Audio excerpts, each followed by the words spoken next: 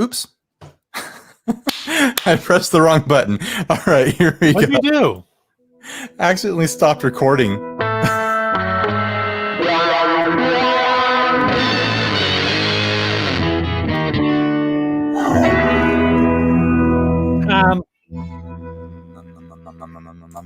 Hey, everybody, I'm Ryan. And I'm Steve, and this is 60 Cycle Hum, the guitar buying, selling, trading, modding, fixing, breaking, reviewing, playing Podcast. It's a podcast. This first ad from the used depths of the internet was sent to us by I didn't get the guy's full name. His last name is Zizo, though. It's Steve Zizou. Steve Zizou. There you go. He's a aquatic. He has an aquatic life. I think it's like Mark. I think it's Mark Zizou. It's something like that. I thought for sure I'd copied his whole name in there, but apparently I missed it. So I'm sorry, Zizou. You've got a cool last name. Zizou. I don't know why I keep messing it up. It's the same name as the famous movie that I actually really like. So that's on me. We have got a crazy guitar here. An Epiphone Casino with Jazzmaster pickups in it. Yep. It says, this is a bit of a dream, right? Overseas casino with dope pickups. This is what this is.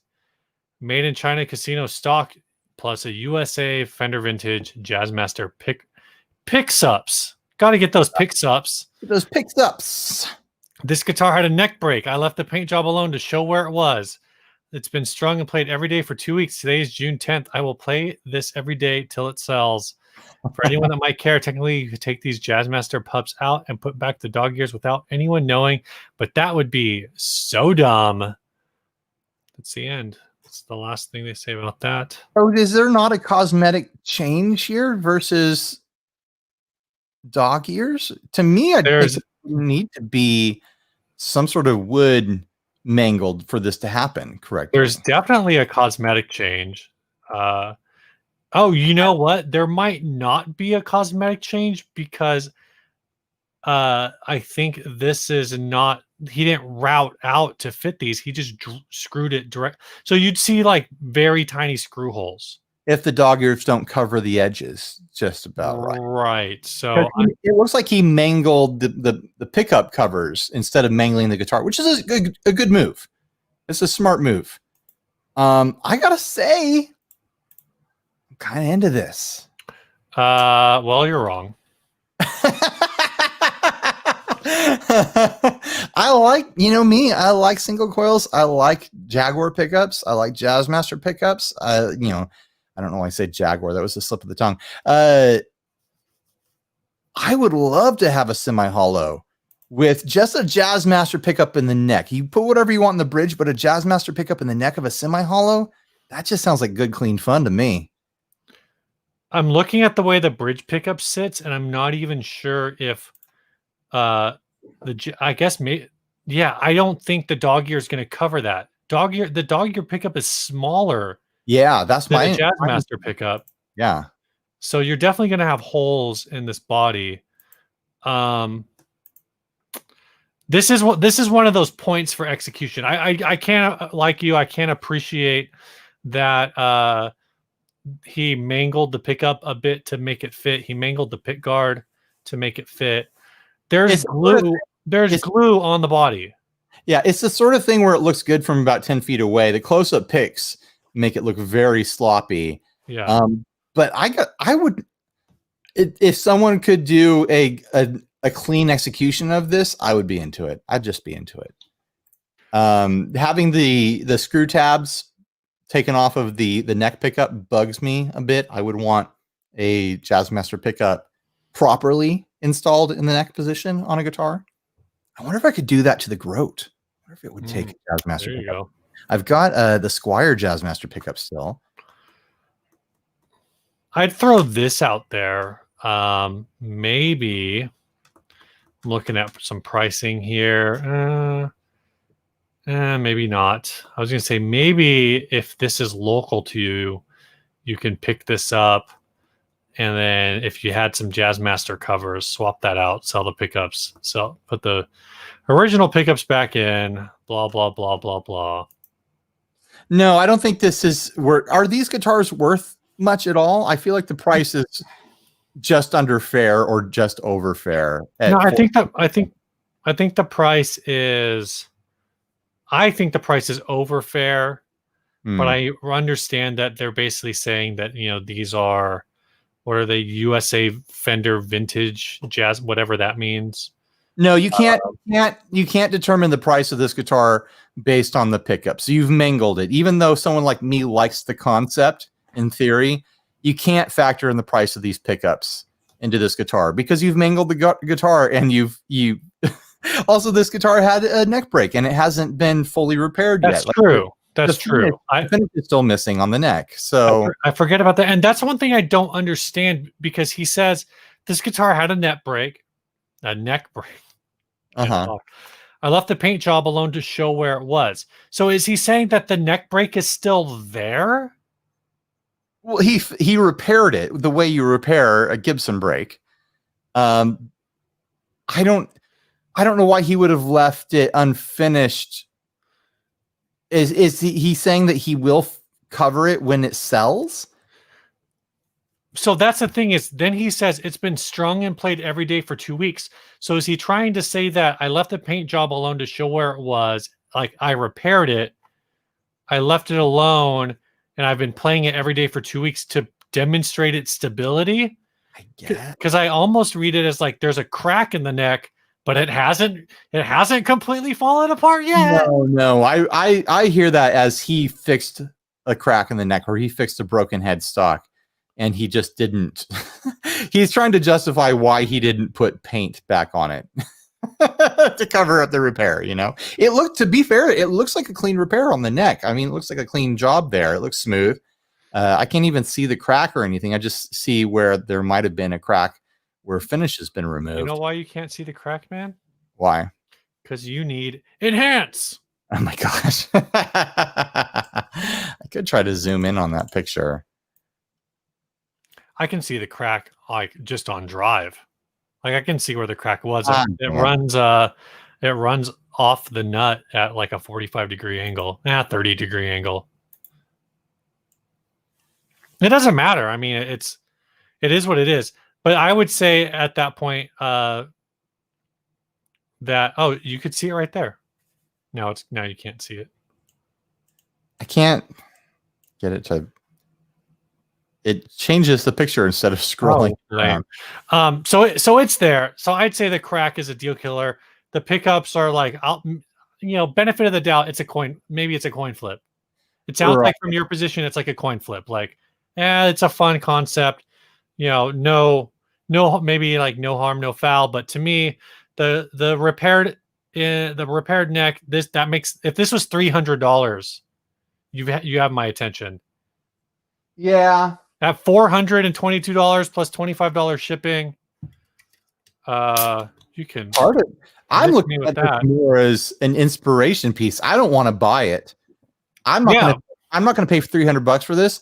But I'm looking at my Starcaster now and thinking, is a Jazzmaster pickup going to fit in the neck? No. Actually, it might. I could see that fitting. It's got the wide range. It's got the wide ranges in there with a humbucker ring. Yeah. So maybe I could find someone to make me some kind of adapter piece that would allow me to put a Jazzmaster pickup in the neck of that, and that would be pretty slick, I think.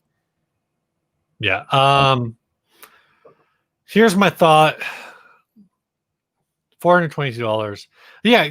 Okay. I can see what you're saying. Conceptually, this is like there's this dude in the Olympics, and he's a figure skater.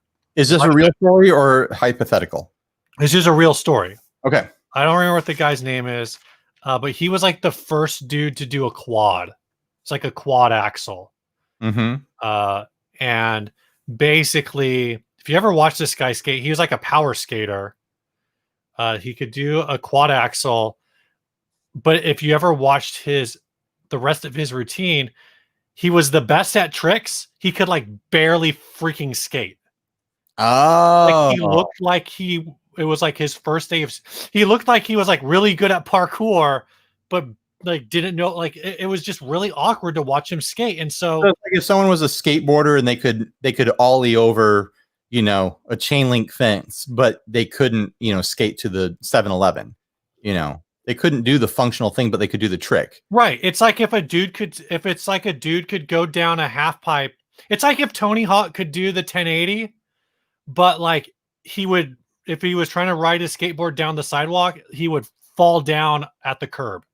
Right. Or at least, I guess it wouldn't be the same. It would just look like he was going to fall down. It's like if someone is like a pro surfer, but they can't swim. I don't know. Yeah, there's some, that's an interesting story. There's something missing there. So it's like, I can see where you're going with this. Like this guy can do a functional, somewhat clean looking repair to a neck break, but then his attempt to shoehorn these pickups into this guitar, but despite it being a cool concept, the execution's sloppy. Yeah. Like, I would not want to pay anywhere resembling the value of this guitar for this guitar, just because you don't know just how far it's been mangled to do this. It can't be reversed to take it back to its original value. And if you buy it out of curiosity and discover that you don't like it at all, and it's just, the ugliness is too much for you up close, like you're stuck with it. You're going to have to sell this at a loss. Yeah. But then, if you are curious about this concept, but you don't want to commit it to your nice guitar, I bet this guy would take $375, $350 pretty quick. And then you can try it out. You can try out the concept on a cheap guitar and then commit it to your nice guitar later if you want. So there's that angle. In the grand scheme of things, $400-ish isn't that crazy to try something and then take a loss on it when you sell it because you're done. Yeah. I found it.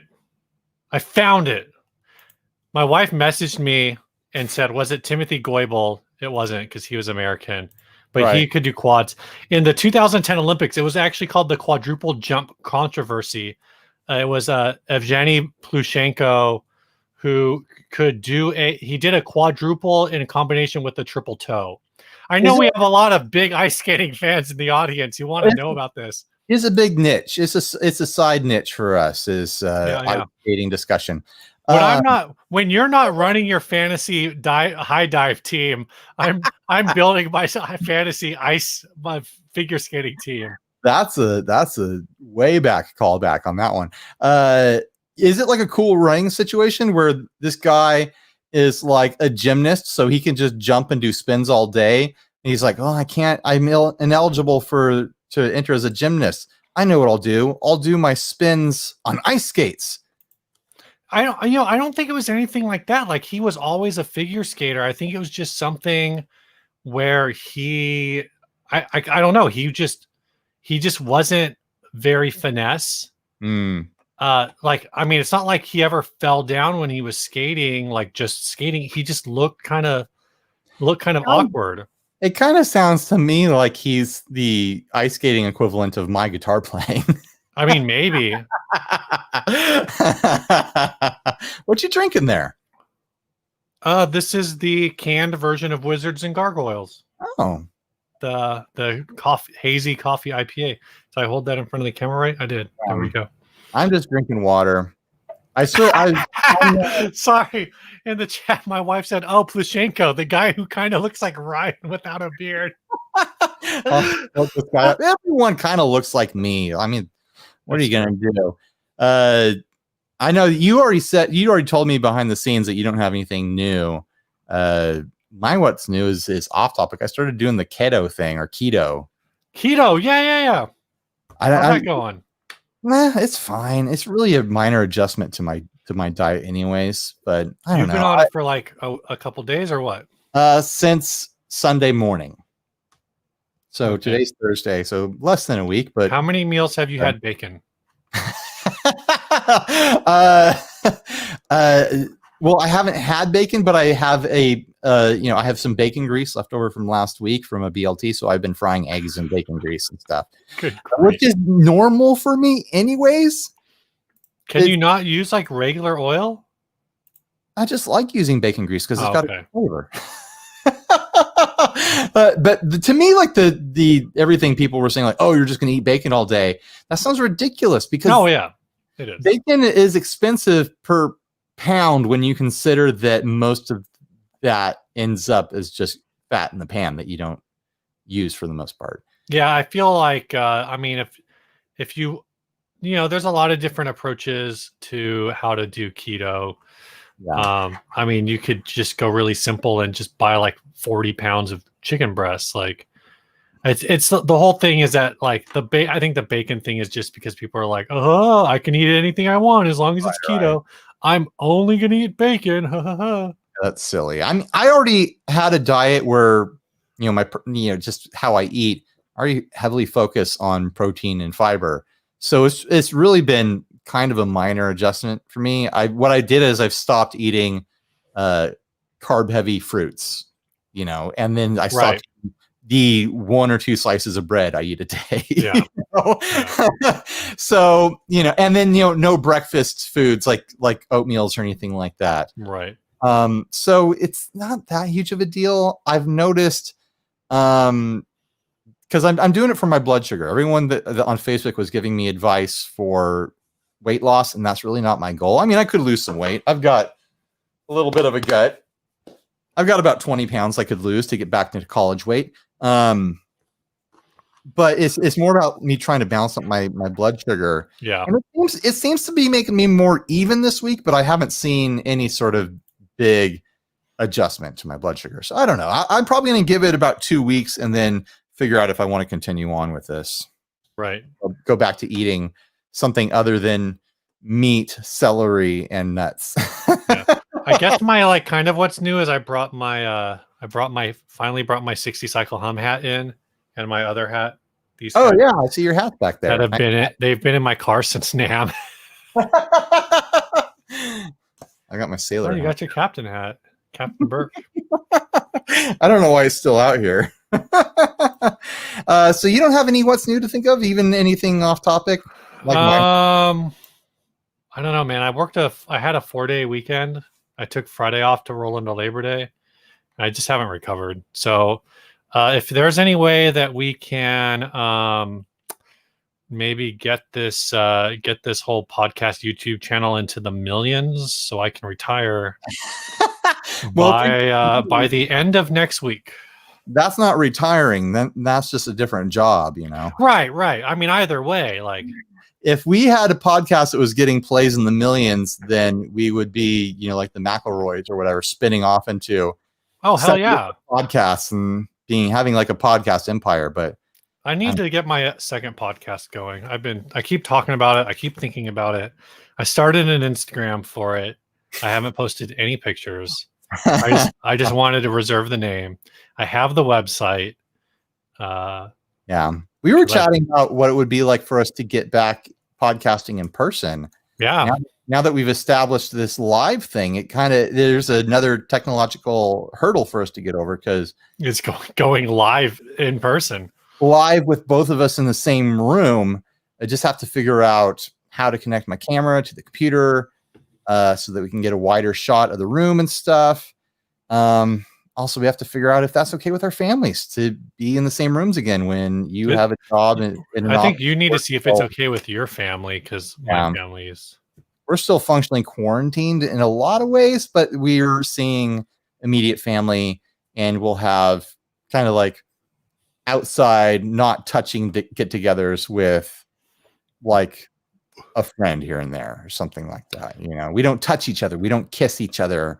We don't lick each other's eyeballs. So I don't know. I think it's, I'm open to having the conversation of working towards that direction again. Probably won't be next week. Probably won't be the week after that, but sometime in the near future, we'll figure it out, Yeah, if you get COVID and die, they're going to say it's because you're diabetic. You're going to have your COVID death won't count because it'll be a diabetes death. If I get COVID and die, it's because people are going to say it's because I sucked at guitar. If I get COVID and die, it'll probably be a hypertension death. It won't count as a COVID death.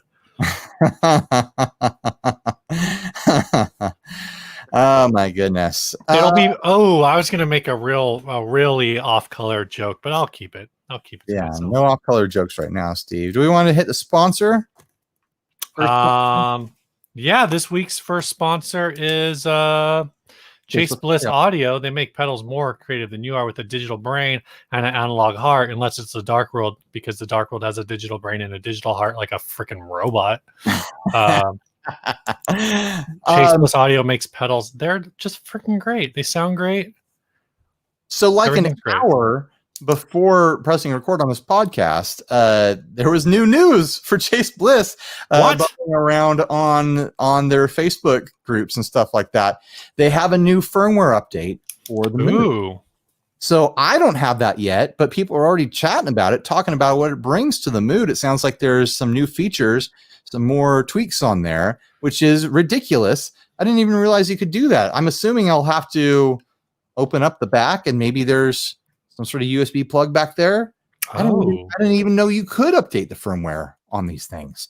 So man, that's a mystery I've got to solve now. If you've got a Mood, go over to Chase Bliss and try to figure out what's going on. Figure out if you can get that firmware update and access new features on this thing. I need to play this guy more. I switched over to the blooper as like my looper pedal, and this thing got stuck on the shelf. But this is so much more than just the granular looper it's pushed at. It's like this crazy time shifting delay pedal, really. So I need to spend some more time with it. I was thinking about this the other day. I don't get to spend real time with pedals. Like I do my demo, right? Every now and then I play around with them, but super complicated and deep dive stuff like that, I don't get to have the time that it deserves with it. I need to have like a guitar vacation one where you can just not film anything, not work, just hang out in the garage and just play around with this stuff and have fun on my own. Yeah. So anyways, huge thanks once again to Chase Bliss Audio for sponsoring this podcast. We really appreciate it, guys. If you've ever been curious at all about Chase Bliss pedals, if you're going over there window shopping, put it in the cart. If you buy it, tell them that we sent you. That's all I'm saying. Buy one for Christmas for yourself. Yeah. So this is my Christmas present. I'm going to wrap it. I'm going to put it under the tree. I know what it's going to be. No one else is going to know. Merry Christmas to me. All right.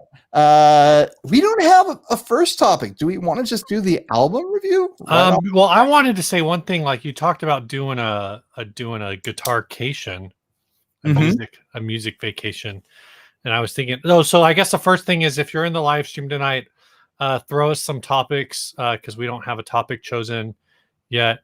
But the other thing and apparently it was for the blooper, not the Mood. The blooper? Damn. Yeah, Emily says it was for the blooper. So now I feel like it's does the blooper have an obvious USB port?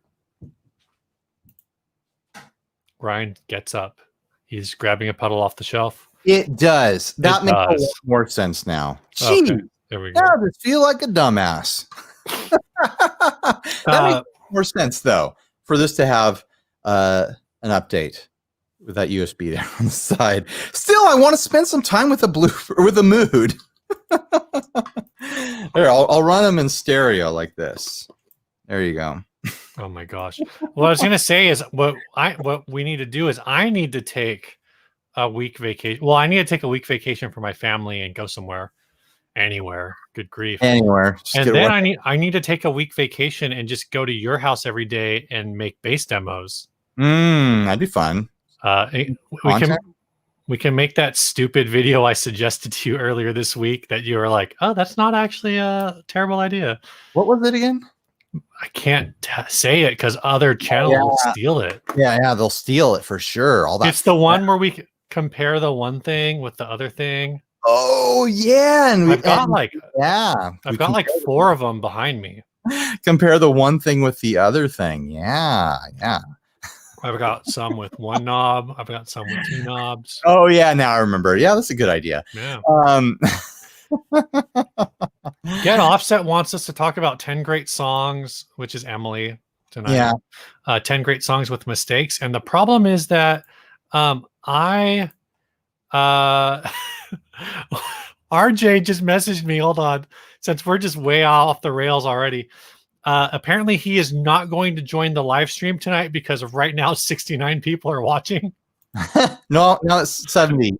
Oh, Emily just super chatted us. That's ridiculous. I mean, all talk right. about mistakes on recorded songs that make the songs better. I have a feeling this is a topic they discussed on their show. The problem is I can't think of any, so I pulled up a list of 10 great songs with mistakes. One of the ones on there is the song "Why Can't We Be Friends." Uh-huh. Apparently, has in the intro solo. On the 8th chord. This is very specific. He accidentally hits a note that's a half step higher than it's supposed to be. Uh-oh. And then it just resolves it, but it's an obvious mistake. Yeah.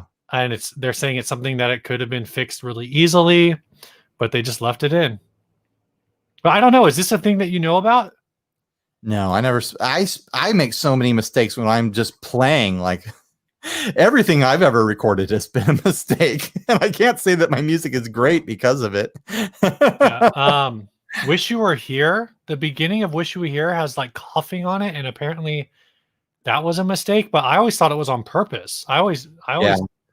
But I guess the story is that it was either done on purpose or it was just that David Gilmour couldn't stop coughing. Isn't there a band where like the wah pedal was squeaking the whole time in the recording? Oh, I don't know. It was something like that. Or it was like the drum. I think it was the kick drum for like the Who or something like that. And there's this squeak. And once you hear it, you can't unhear it. Yeah, I'm trying to think. Oh, one song. I'll talk about one song that I've heard about, and I don't think it's a mistake on the record. But it's that supposed mistake in general is the Smith song "How Soon Is Now." Is that "How Soon Is Now"? Is that the name of the song? I just feel like at a certain point of history and recording, if you leave something in the recording, it's not a mistake. You heard it, you were like, "Oh, we're leaving that in." And they had dozens of things that they could have left in, and they made a creative decision, like, "Oh, that's the thing we're going to leave in because it adds something."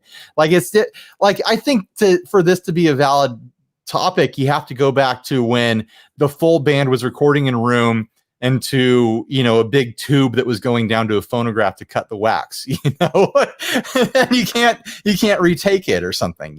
I mean, sure, I get what you're saying. I'll say one. Okay, so the first story I was saying is apparently, excuse me, the song "How Soon Is Now." The Smiths are very rarely played it live, and supposedly, the reason that I've heard that they don't play it live is because Johnny Marr had a lot of trouble dialing in the tremolo right on that song.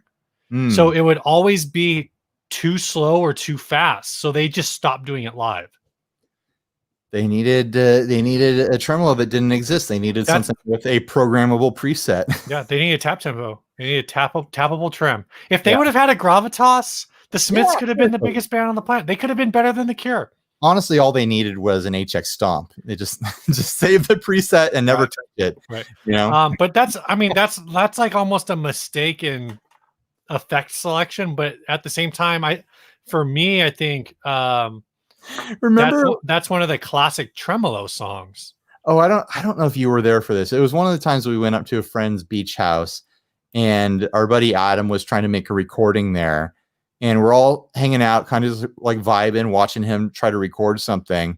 And I was in the kitchen area, and I just like opened a bag of chips and was watching him record. And I'm like crunching on chips, and slowly everyone's turning around and looking at me. And I've just got a big mouthful of crunchy chips while I'm crinkling a bag. And I'm like, what? Oh my gosh. But yeah, that song's not famous, whatever he was recording. Yeah.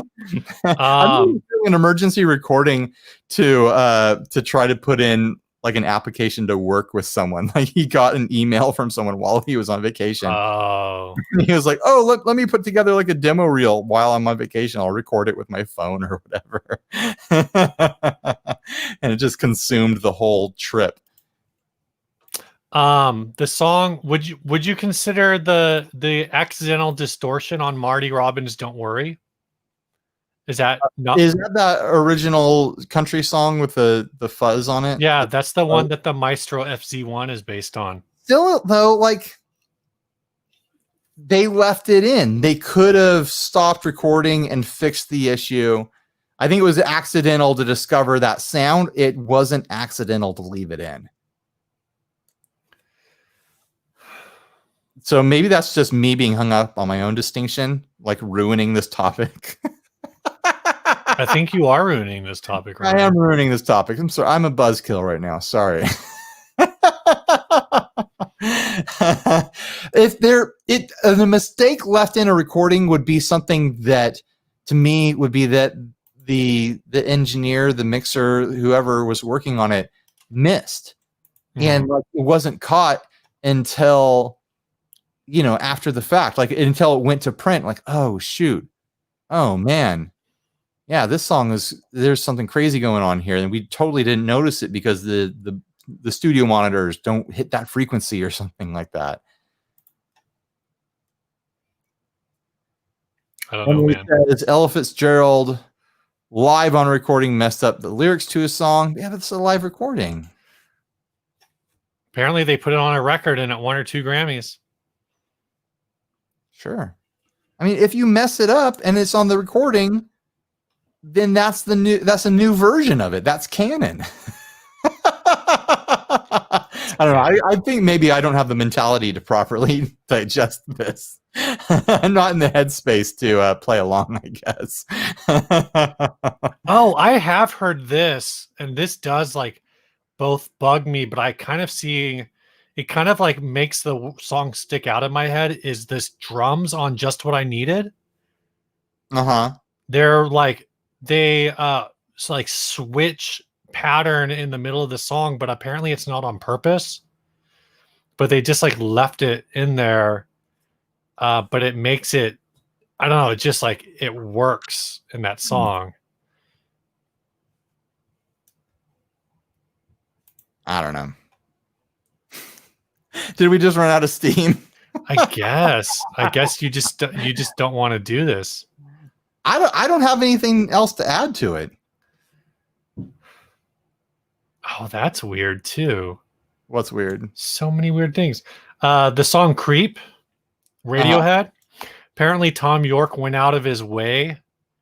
Like, I guess like he did not like the song, and so he like went nuts on his guitar during this, like all of the chorus like guitar noise wasn't supposed to be there. Tom York just hated the song. So he started like screwing around while playing the chorus because he was like so pissed about the fact that they were recording it. Right. And they're like, "Oh man, this makes the song so much better." I heard recently that sorry, it was Johnny Greenwood. I can't read it right now. I heard recently that it was on the Your Favorite Band Sucks podcast that why are people making a podcast about us? That Steven Tyler's the name of the singer for Aerosmith, right? No, he's the lead singer of the Rolling Stones. Shut up. That he everyone in the chats, yes, it's Johnny Greenwood. Jeez. On one of their albums or some of their songs, he was feeling self-conscious about his voice, and so he was like doing like a character voice or something like that. And so now he's walked in and he has to do that voice every time he sings those songs or whatever, which is a wild thing. Like if you're gonna do a character voice, just do it. Like you don't have to be insecure about it, I guess. But now I'm trying to think of Aerosmith songs where he sounds like a Muppet or whatever. I think you're thinking of Switchfoot. Have you ever heard that before? No. If you go listen to Switchfoot songs, there's quite a few of them where John's a local guy, John Foreman. Yeah. I've met him in person, but he does sing like Kermit the Frog. He has this very Kermit voice thing going on in a lot of it. Yeah, I'm just going to say it. The difference is Kermit usually is in key.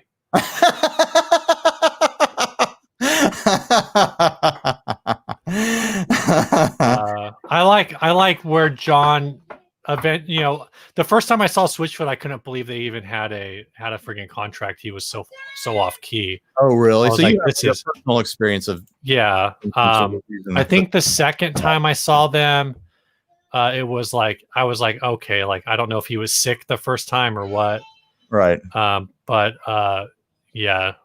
I've If Steve, seen Switchfoot perform once. I don't remember what it was like.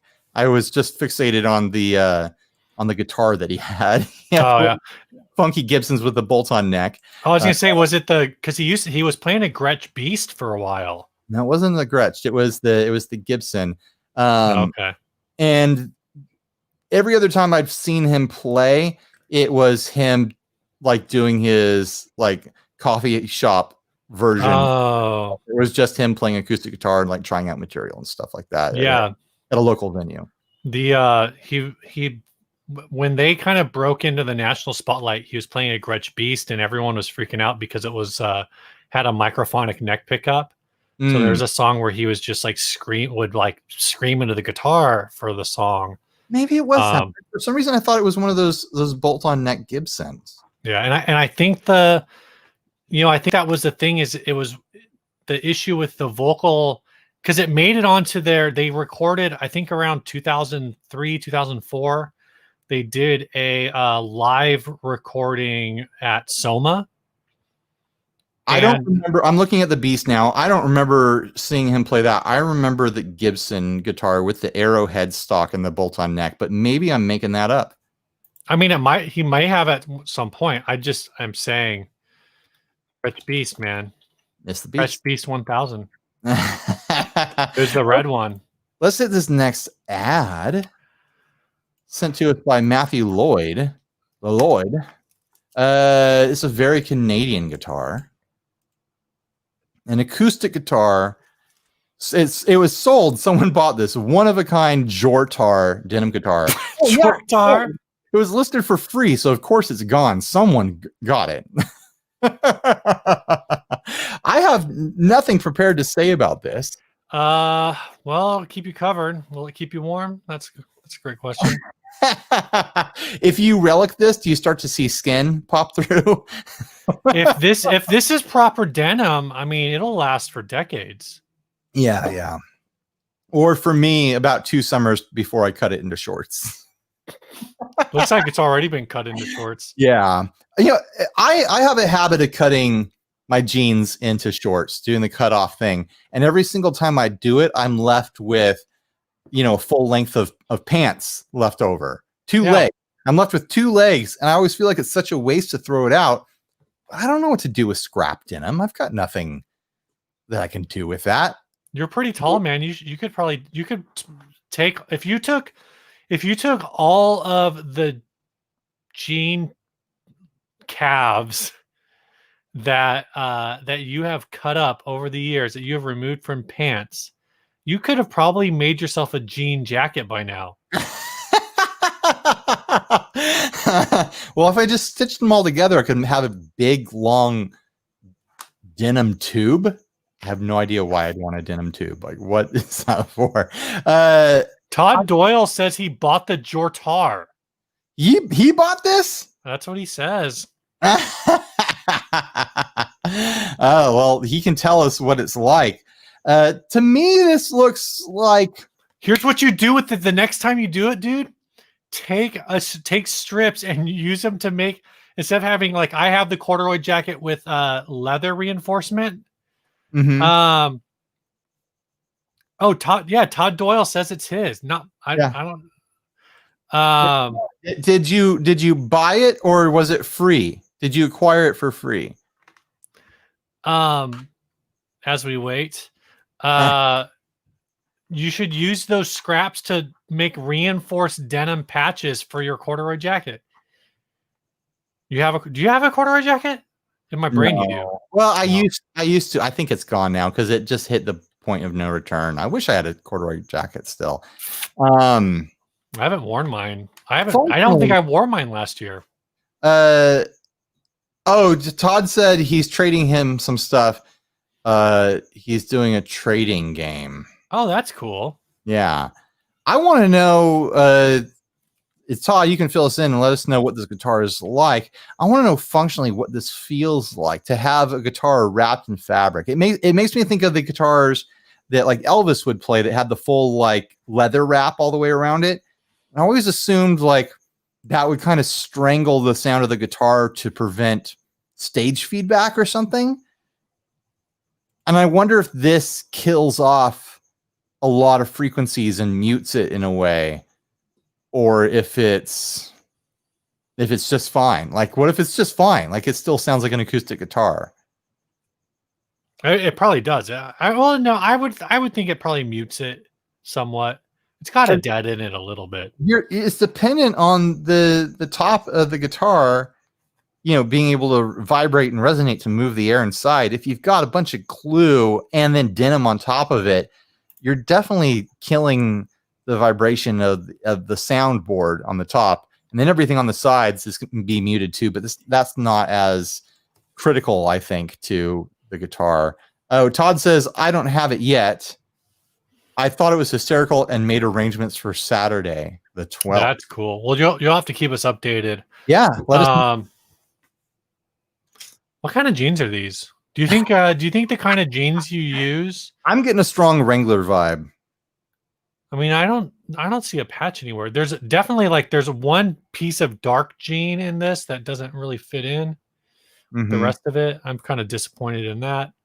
Yeah, you'd think that you'd see some sort of design on that back pocket. That's on. There's one on the front and there's one on the back. They do seem to be, ambiguously branded denim pieces. Like, I'm not seeing any Levi's rivets on here. I'm not seeing any pocket designs that give it away. Yeah, there's no PRS pocket design on this. Freaking over embroidered, right? Like butt patch, giant embroidered dragon across the front of it or something. Airbrushed tiger. Yeah. What do you wear when you play this guitar? Is it like, do you lean into it and just double, triple up the denim? Or do you I can't wear any denim when I play this? Dude, no. You know what a Canadian tuxedo is? Oh, I know what a Canadian tuxedo is. This makes that Canadian tuxedo a 3-piece. It's an accessory for the Canadian tuxedo. Yeah. You go denim on denim with denim. The thing I just noticed is that this is a classical guitar. Yeah. It's a nylon string. So that might even mute it even more. Yeah. Because the steel strings carry a bit, I think it's just a bit more energy to them to power through and make a louder sound. I have a feeling this thing's going to be dead quiet. Because like a classical guitar is so dependent on its on a thin top to make it, have any sort of volume at all. You weigh it down with a bunch of denim on there. What kind of band are you in when you play this thing? You are either in in like an obvious Billy Ray Cyrus cover band, or that's what I was gonna say. You are in a Justin Timberlake and Britney Spears cover band. I feel like we should Photoshop this into that photo. It's gonna be May playing this guitar. Oh man, what a wild time. Did we know how ugly everything was in the early 2000s and the late 90s? Were we just okay with it? Man, things were ugly back then. Maybe things are ugly now and we don't know it. Do we want to tackle the topic or do we do a sponsor first? What I want to know is how did not everybody know that Justin Timberlake looked ridiculous in a freaking denim fedora? Dude, it was like 2000 or 1999 or something stupid like that. No one had any taste. No one knew what they were doing. The late 90s, early 2000s were like the late 70s of our generation, where everything was ugly. Nothing made sense. And we look back at it all and cringe. There was no style to anything. Man. What were you wearing in 1999, Ryan? I was wearing baggy baggy pants or black baggy shorts, and I was probably wearing a zip up like bowling shirt with the racing stripes down the front, or I was wearing Dang, like man. no fear shirts or something. I don't know. I never wore a fedora though. I'll say that. I never wore a fedora. Yeah, I don't think I ever wore a fedora either, as much as I wanted to. Did you ever have a chain wallet, Steve? I did not have a wallet chain. The fact that you call it a wallet chain confirms that you did not. I did wear a wallet chain. I really wanted one when I turned 28, just so I could, because there's a Five Iron Frenzy song, where called "Not Like All the Other Old Guys." Yeah, and he says, or no, I guess he says, "I'm 29 years old, still wearing a wallet chain like I was 28." And then he says, "I've got a degree in science, but I'm still raising my fist in defiance." And I was like, that could work for me. But no, I don't understand wallet chains. Also, I don't keep my wallet in my back pocket, so it doesn't really make sense. He walks around with his wallet in his hands, held out in front of him like this. Yeah. Well, I'm super rich. I don't even carry a wallet. I just hold my hand out front like this, fistful of hundreds, and if one falls on the ground, I don't stop to pick it up. I ain't got time for that. I will say my wallet chain was a gift. I did not buy it. I didn't seek it out and buy it for myself. I probably would have eventually. I think that's pronounced gift. My grandma bought it for me from the Vans store. It was a Vans branded wallet with included wallet chain. All my friends were starting to wear wallet chains. And also, you've heard the comedy bit. I think it was John Mulaney who said that, growing up, he thought that quicksand was going to be a bigger problem. Yeah. Well, when I was a kid, I was convinced that pickpocketing was going to be a bigger problem. Like I was convinced. Is that what wallet chains are for? There was an army of pickpocketers out there just waiting to steal, a 13-year-old's like wallet out of his pocket to acquire the unknown riches of dozens of crumple up single dollar bills that were inside my wallet at any given point. And I was like, oh man, I got to have this wallet chain. So if anyone tries to steal my wallet, it's still attached to my body. You can't take it. And eventually I realized how impractical it was. And I just took it off because you can take them off. Good news. You don't have to keep a chain on your wallet. So I don't know, man. My wallet doesn't fall out of my pocket.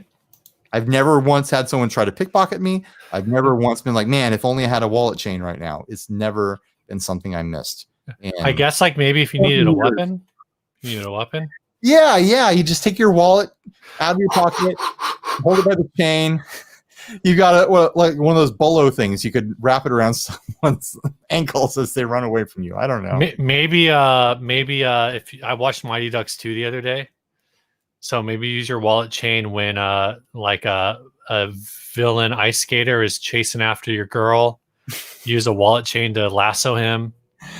If they ever reboot Austin Powers, there can be, a scene where an assassin from the 90s shows up and like kills people by strangling them with a wallet chain. And it's like a skater guy with a fedora and stuff. All right. Todd Doyle says, hey, 60 Cycle Hum, I've really been binging videos the past few days. It blew my mind to see the Jortar on the thumbnail. What are the chances? Much love. It is pretty wild because he's not the one who suggested it to us. Someone else suggested it to us in the Facebook group.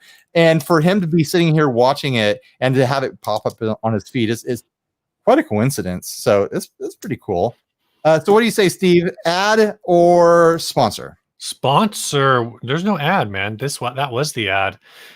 This week's next sponsor is Big Ear Pedals.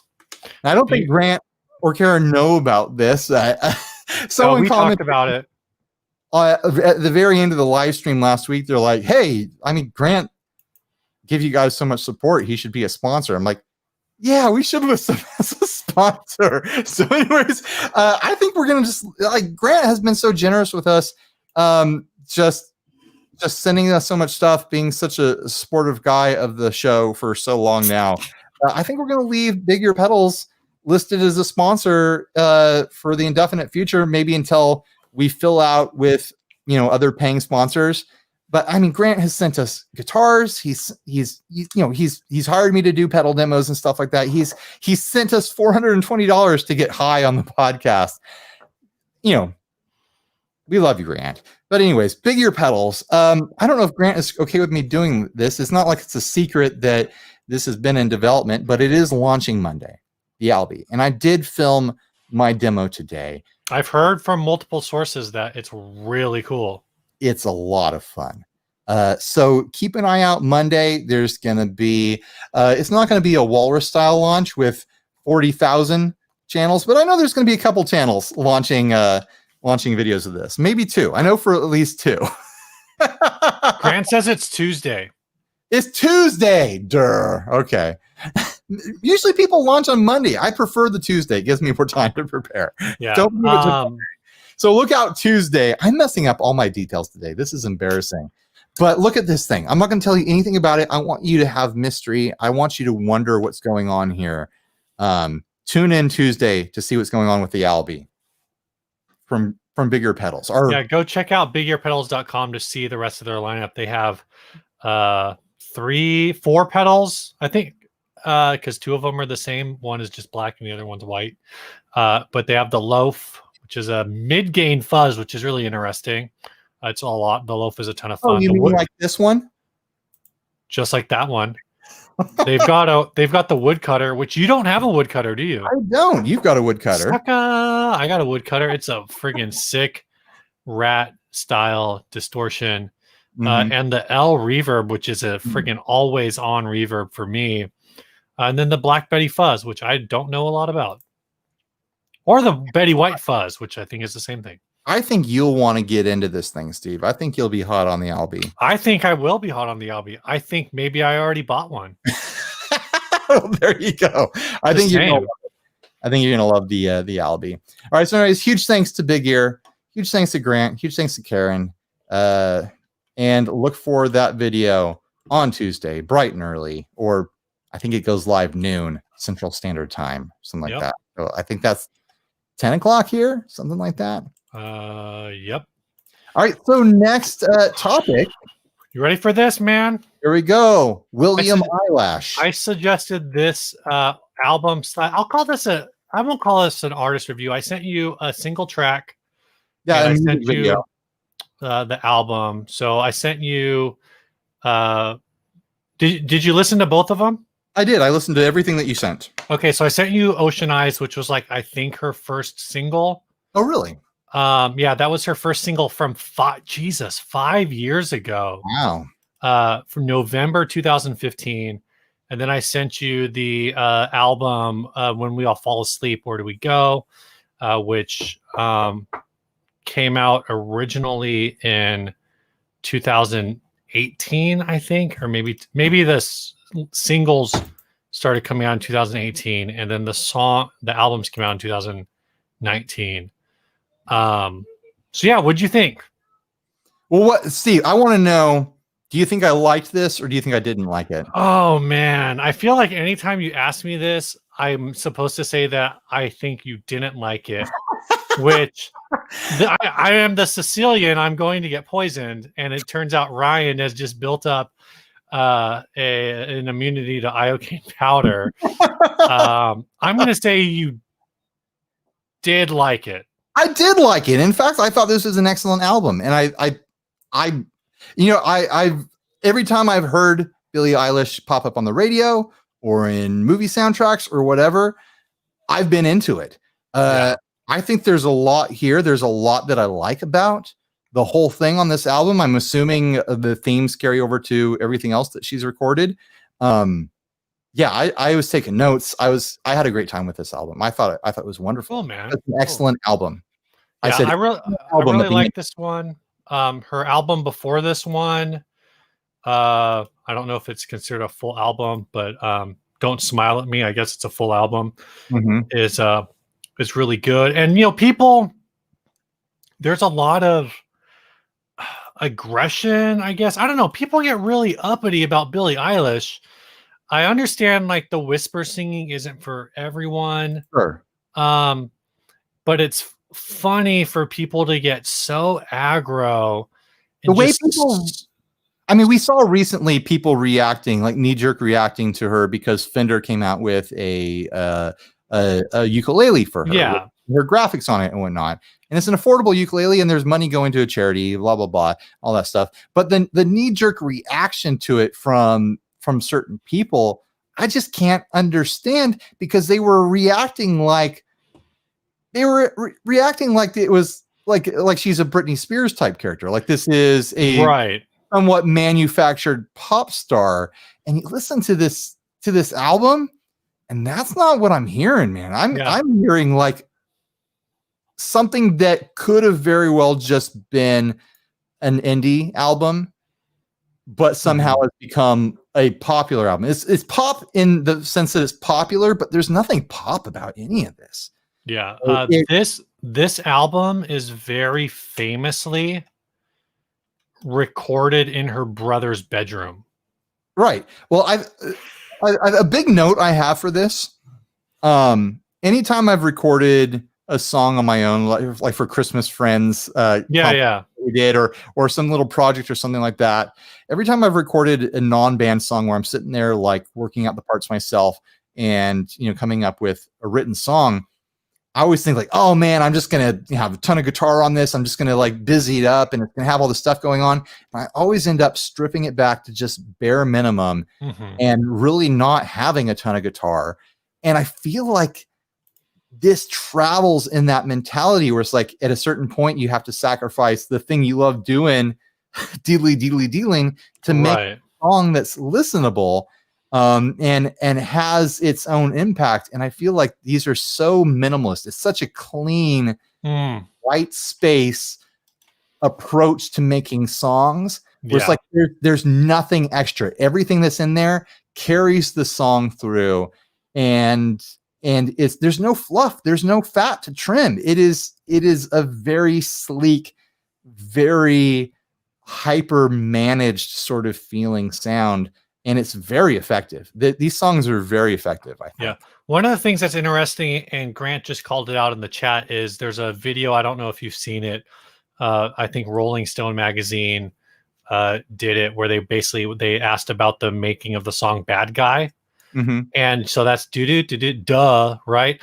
So in that song, there are like 17 takes on the word "duh."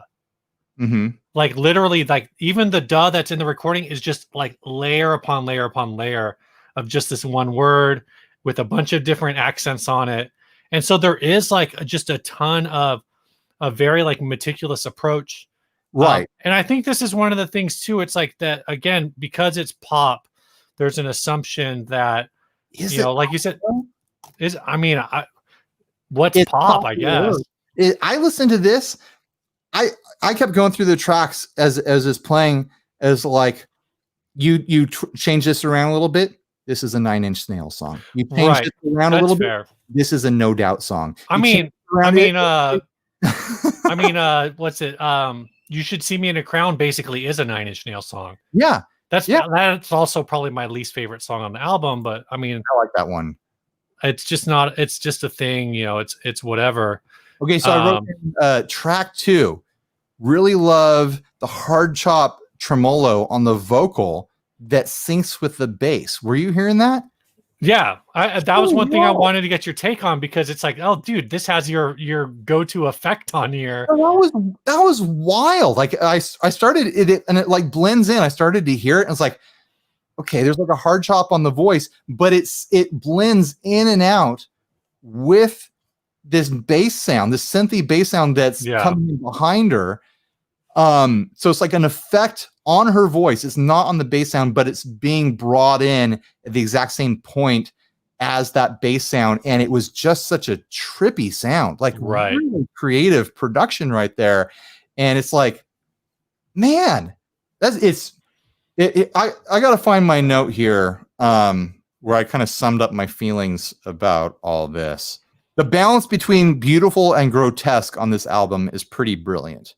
Like there's so many moments where like, man, this is just a pretty sounding song. There's just pretty sounding things happening.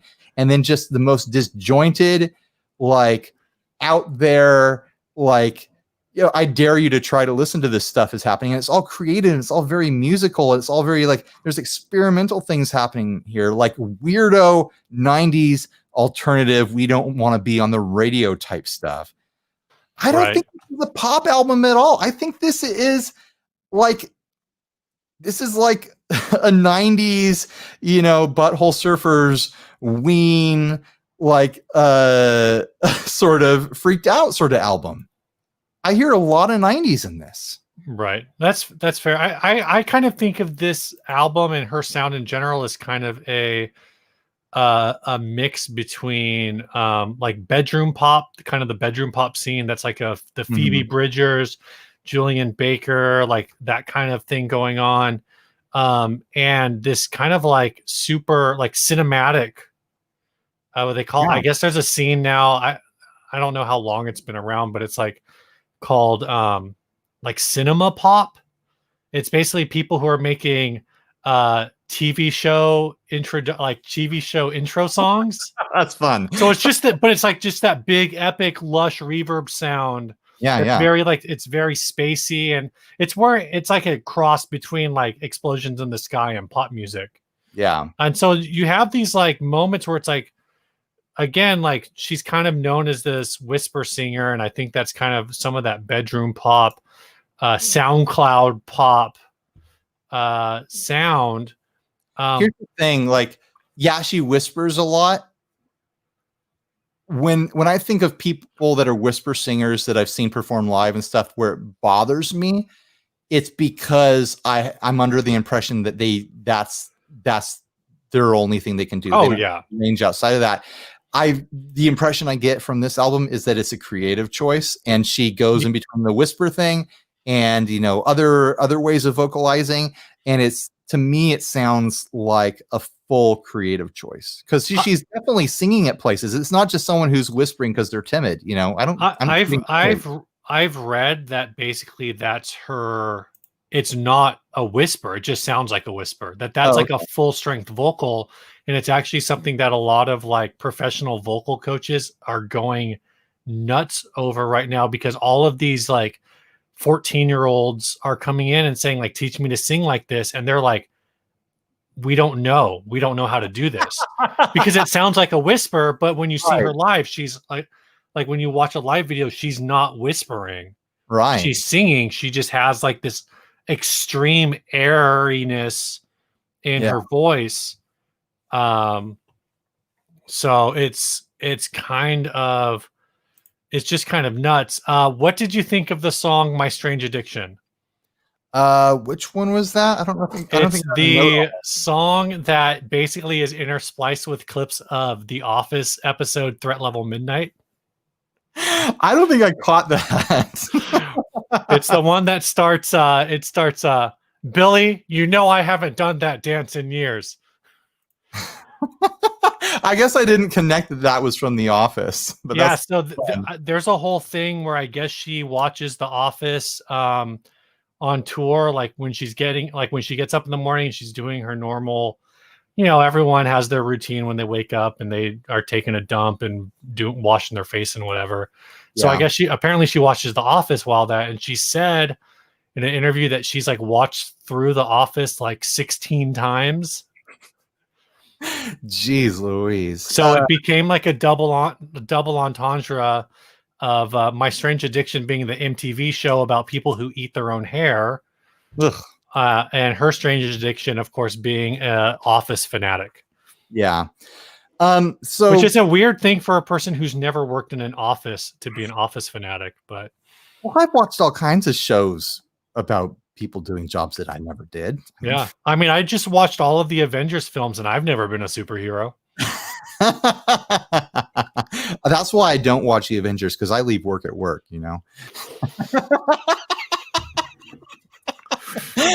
Jeez, man. I almost lost my beer on that one. Here's something I want to discuss. She's young. Mm-hmm. She's successful. A lot of people really like her. I think she's set up for the whole Hanson sort of Bieber trajectory, where her fandom will grow up with her. Yeah. where do you want to see her career go as far as like the kind of music she's making and the kind of stuff she does in the next decade? Man, I don't know. It's hard. Um, excuse me. And I think that's part of the intrigue. I kind of actually feel like a lot of her popularity is based on intrigue. One, because even though her music actually in this album covers a lot of like really dark, Yeah. I don't know, topics. I mean, literally, like there's a song that's like, talking about like, I want to end me. And she's been very open again in interviews about mental health struggles and whatnot. Yeah. But I honestly, I think the fact that part of the reason that so many parents are just like, you let it happen is because she's so unassuming, and because we so very rarely have a female pop artist, woman pop artist. Now she's an adult now. I guess you can say woman. Sure. Can you say woman for children? That sounds weird. That feels weird. For minors, are minors also women? A young woman? I don't know. I think that women should be allowed to mine if they want to. But just that, but she said in interviews that the whole choice to wear baggy pants and baggy shirts and whatever all the time is very intentional. And she said it's basically, people will, no matter what you're wearing, people will always speculate about your body with women in this industry. And so she's like, at least when they're speculating, they don't actually know, because I'm just wearing this and it's a comfortable choice. And so I think it's an interesting position where, if she stays with that, then it's like, I think maybe she ends up on a Lorde kind of attraction. I mean, I know people already kind of see her because when Lorde's Pure Heroin came out, I think Lorde was only like 16. Right. When that album came out. And of course she's kind of, Lorde's been out of the spotlight for a few years. Melodrama was a really good album. Mm-hmm. Pure Heroin was a good album. I actually listened to both of those last week. But I think, I think she sits in this space where she does have an appeal to an older crowd as well. Like she appeals to a younger crowd because she's young, but she appeals to an older crowd because her music just comes across as very real and not manufactured. Right. I guess what I was getting at more is like, what kind of projects do you want to see her working on in the future? Like I mean, it was Adele that did like a James Bond intro. Like I think like she already did. Billie Eilish already did a James Bond intro. Yeah. No, I'm saying like moving that direction and doing like cinema work, doing writing. Like I was listening to these songs and it's like, yeah, these could have been songs for other bands and no one would have blinked an eye. No, like not knowing that it was Billie Eilish behind them. Like I think that she might have songwriting potential behind her as far as being like a hit factory or something like that, or helping, behind, like working behind the scenes to make, more Billie Eilish's sort of thing. If she really is the one writing these songs, I know her brother is on the instrumentation side, but from what I understand, she has a big creative part in what's going on here, and she's bringing a lot to this. What you hear from this person in the recordings, like that's not something someone tells someone to do. Like those are creative decisions that the performer makes. I was just say, she's on the James Bond movie that is supposed to come out later this year. Okay. I think the biggest thing is and the position that she's in, and it seems like her mother was, I guess, is an actress. Okay. And so she's and her brother's been in the business for a long time. Her brother just put out a single I saw the other day. That's decent. Also, he looks like Paul Landerberg, or he looks like Daniel, your brother, according to my wife. Like a ginger version of your brother. I you're referencing people that our audience don't know. Yeah, I know. Well, all the P-dubs people who listen to this show know who Paul Anderberg is. Maybe. But I think my biggest thing is I want to feel like in 5 years that Billie Eilish is still putting out the music that Billie Eilish wants to put out. Sure. That it doesn't feel controlled. It doesn't feel manufactured. I would almost like, this is a weird thing, I guess. I kind of want her to be at 22 where Taylor Swift is now. In terms of like, when I hear Taylor Swift music, I feel like she's making the music that she wants to make. But the thing is Taylor Swift had to wait until she got like so big, everyone hated her. Here's what I want to get to do that. Here's my look into the future for what I want to experience from Billie Eilish. I want to be sitting on the couch someday when I'm very old, and I want to see her as a full-grown adult woman on PBS doing like an acoustic, like small venue show with like a string quartet and like a harp, and then like someone with like a drum sample pad there, like doing her best of. Right. On a very polite and easy to digest PBS program that aging adults like me can enjoy in 30 years. Sitting down with Terry Gross. Right. And like in the middle of it, there's there's like a pledge drive or something like that. And she's the one delivering the pledge drive. Yeah. And I think that's like, the crazy thing about all of this, is thinking about this in the context of like, again, this is like an 18-year-old. Yeah. And it's like, if she wants, she's got a long career ahead of her. If she can maintain this level of creativity, if she can maintain her fandom, like I guess what I'm saying is I hope that she's at this for a long time because I like what she's doing and I hope she keeps exploring that, Yeah. All right, I don't have anything else up on this. We love Billie Eilish, guys. I don't know what to tell you. I think anyone who's in the guitar verse, on the internet, who is knee-jerk reacting to her like she's some manufactured bubblegum pop star or something like that, has no clue. I'll say this. I'll say this. One of the things we're 344 episodes in. I'm sure I've said this before. To me, the hallmark of a great song is, can I play this at halftime on an acoustic? Her songs, I'm not going to play them at halftime because a lot of them are already slow. But they translate, like all of the digital computery stuff that they do. You take all of that away, you still have a great song. No, all those sounds, everything that sounds like, it's all computer beeps and boops and stuff like that. That's just the palette that generation works with. That's what's in their music.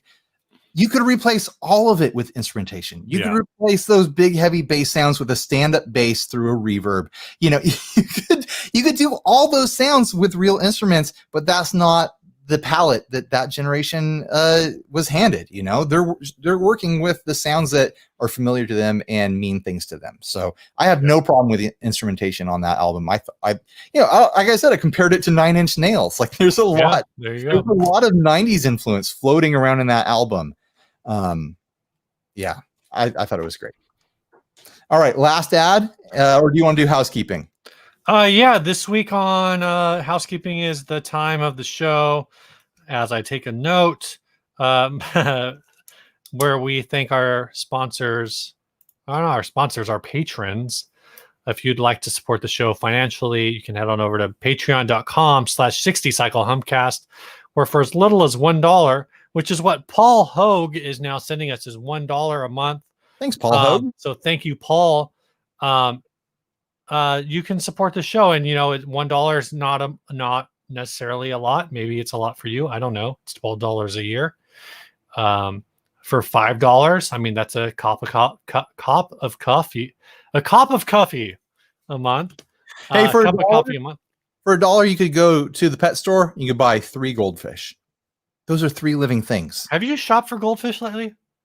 I've got a pond full of goldfish. I'm talking about I'm talking about the feeder fish that you feed. Oh, okay. At the $5 level, I'll send you a little bag of goods.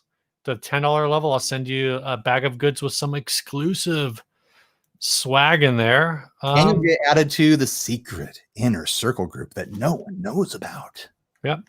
And if you can't send anything, that's fine too. I will tell you that we are basically down to the end of our song submissions for the audio format. At the end of every episode, we play a song, and we are almost out. So if you want to send us a song, you can send that to 60cyclehumcast@gmail.com. It's another way to support the show. So whether it's on Patreon or just from hanging out, leaving a comment, thumbs upping a video, whatever, make a review on iTunes. We appreciate all the ways that you guys support us. So, but mostly just go over to patreon.com/60cyclehumcast and sign up at the $10 level or the $5 level or the $40 level.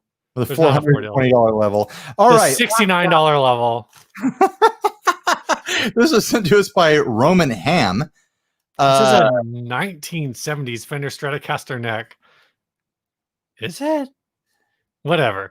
On a 60s Mustang body. This is a Frankenstein guitar. Neck is an early 1970s Fender Stratocaster. It has been altered. No kidding. Yeah. The body is from the 1960s Fender's Mustang, we think. Body has been trimmed down, specialized for someone. Yeah, some idiot. The body, pickups are Seymour Duncan. Some of the vintage parts are original. I call her Peanut. Why is this guitar gotta be a woman? Why would you call a woman Peanut? Doesn't make any sense. Genitals on it. This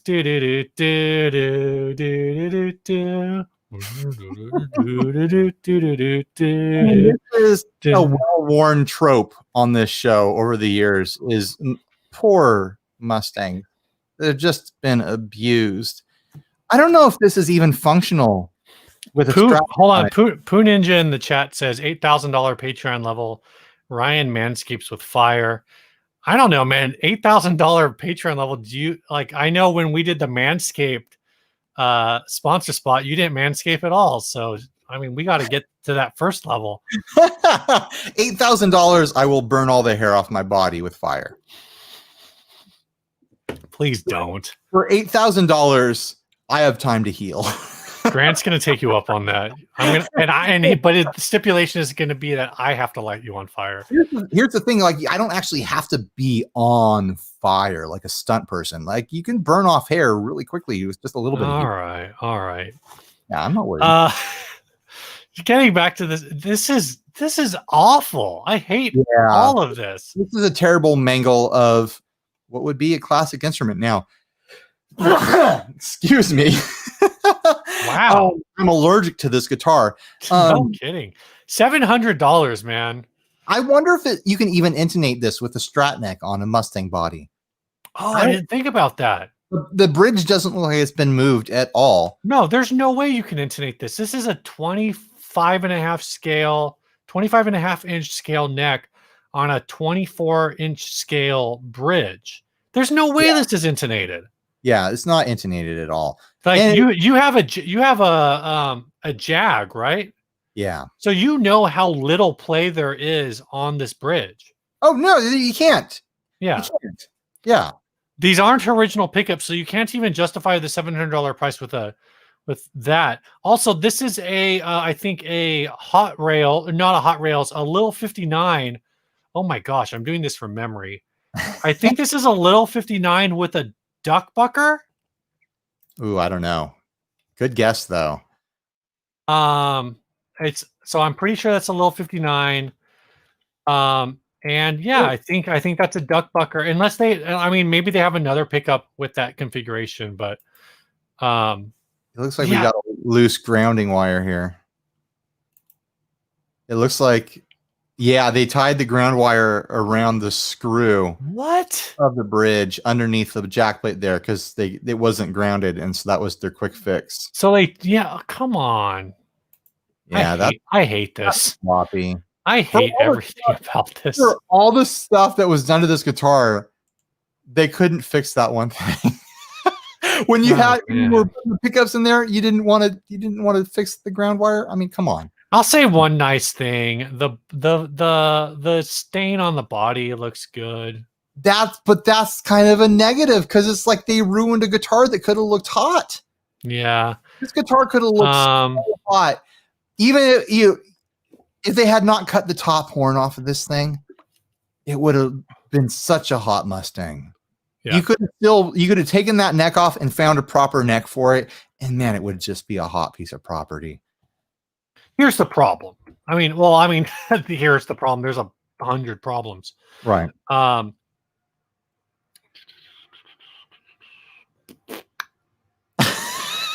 Sounds like a big problem, Steve. I was trying to find a vintage Mustang, but the word vintage is thrown around so much. Yeah. But I'm pretty sure you could get like an era. I mean, okay, here's a 1966 vintage for like 4K. So I guess Mustang. But here's a Dakota Red for 2100. Yeah. So I mean, you can get these under 2K. So in this mangled state, like this Mustang body is not worth anything. Nothing on here is. I guess it has the vintage style tuner. Cool. It has the bridge. It has the fender plate, and it has the bridge.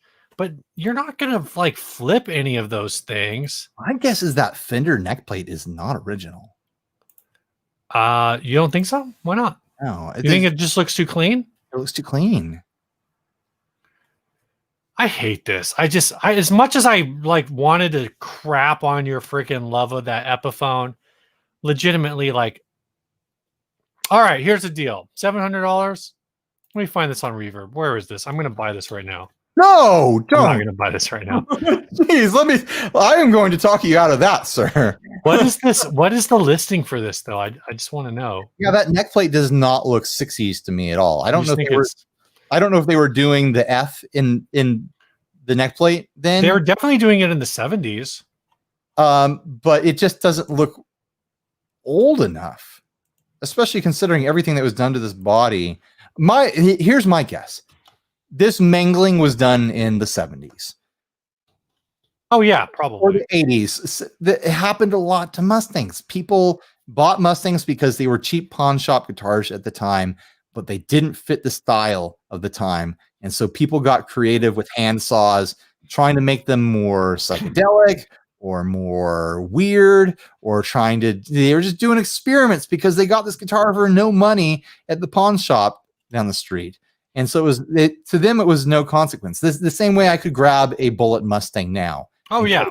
Cut it in half and no one would really care. It's the same sort of mentality towards these guitars. And so eventually these things get stuck in a closet, and then someone sees on eBay, oh, Mustangs go for a lot of money now. I've got one of those. Oh yeah, I ruined it. Or grandpa ruined it or whatever. This thing, someone ruined it. At some point, someone tried to rescue it. That's where these pickups come in. Where the neck comes in. Various things were added. No. I think the neck happened back then. Well, I think it's an older modification. I think the pickups are a new modification, obviously. I don't remember where I was going with this. I just look at the headstock. I just realized one of the tuners is like hanging off the edge. Oh yeah. No, it's bad. But the neck is junk now because someone defiled it. You might be able to find someone who wants the neck for its playability, but the body's junk now. I mean, a luthier could rescue it in a creative way, but you're doing it just to rescue a hunk of 1960s wood that will not have. Oh no. Oh my gosh. This is in a store in Colorado called Broken String Guitars. In this store, there is a 1958 Gibson Melody Maker P90. So it's a 1958 Les Paul Jr. body with a neck from a 1963 Gibson Melody Maker, stripped with a Lawler P90. They want $1,200. Like, where is this guy finding this stuff? Is he doing this on purpose? Man, I don't know. Is he just buying parts and like saying, like restoring things? The Les Paul, the Melody Maker neck is screwed into the Les Paul body. Oof. Well, anyways, final thoughts on this thing. Light it on fire. I wouldn't personally pay more than $400 for this. And even that, I'm like, why am I saying that? I don't want any part of this for $400. But like, if you're, I don't know, maybe here's where the value is. Maybe you're a luthier and you think you can rescue this somehow and have something with you where you can say, oh, this was so bad and I rescued it. But man, it's $700. There's no way. There's no way. $400, maybe $700. The only way this works is if you have a concept in mind for this. You don't buy this guitar because you're like, I want a vintage Mustang.